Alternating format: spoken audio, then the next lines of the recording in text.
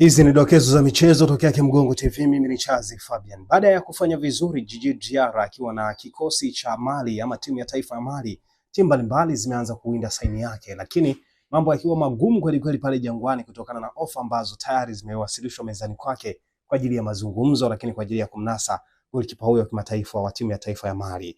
Diarra ambaye anaitumikia Young Africans kwa sasa iliyoko maskani yake pale Kariakoo, Dar es Salaam, anatarajiwa kuangaziwa ofa mbalimbali ambazo zimeanza kuingia mezani, lakini zilianza kabla, ambapo Yanga pia wakampiga pin kwa kumuongezea mshahara, lakini kwa kumuongezea pia mkataba. Lakini kwa sasa baada ya kung'aa AFCON na kufika katika hatua nzuri wakiwa na timu yake ya taifa ya Mali, mambo ni mengi kweli kweli, kila mtu anamtolea jicho kutokana na umaridadi wake akiwa langoni.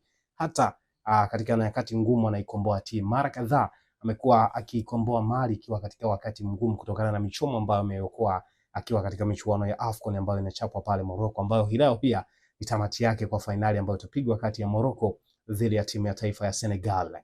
Diarra ambaye alijiunga na Young Africans akiwa katika eneo dogo tu, ama akiwa katika kiwango kidogo tu ambacho kilikuwa si kikubwa kwa kiasi hiki, lakini hakuwa namba moja katika kikosi chake cha timu ya taifa cha Mali. Lakini baadaye, baada ya kufanya vizuri akiwa na Young Africans, akatamaniwa zaidi na timu yake ya taifa ya Mali, kampa namba moja na wengine ambao wanatokea timu mbalimbali huko Ulaya, magolikipa ambao wanaitwa kwenye timu ya taifa. Anawakalisha benchi Djigui Diarra ambaye umeonekana kuwa vizuri sana langoni kwa kulinda kila ambacho pengine Mali inakihitaji kukipata ama imekipata katika mchezo husika. Diarra ambaye alitokea Stade Malien ya pale Mali akajiunga na Young Africans. Sasa hivi ofa ni nyingi mno kutoka Uarabuni, lakini kutoka Algeria, kutoka Misri, hata kutoka nchi ya Morocco pia anawindwa kunaswa saini yake. Je, mambo yatakuwaje? Diarra ataruhusiwa? Muda huo huo Yanga wanatafuta mbadala wake kwa haraka mno kuhakikisha kwamba wanapata mbadala sahihi wa kuweza kusimama kwenye lango hilo.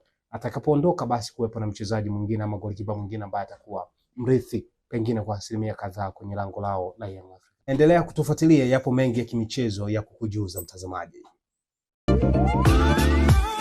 Maisha ndani ya Dodoma kwa sasa yamerahisishwa na 5G Hotel. Hoteli ya kisasa yenye vyumba vikubwa na vyenye mazingira tulivu na salama kwa muda wote. Breakfast ya bure, huduma ya chakula na vinywaji, DStv, Azam TV na free wifi. Lingine kubwa ni kwamba njoo na gari lako, kwani parking ni ya kutosha. Tunapatikana Dodoma Kisasa, karibu na Alberto Pub. Kwa maelezo au mawasiliano zaidi, piga simu namba 0794120002 ama 0715693006 au tembelea mitandao yetu ya kijamii kote tukisomeka kama 5G Hotel.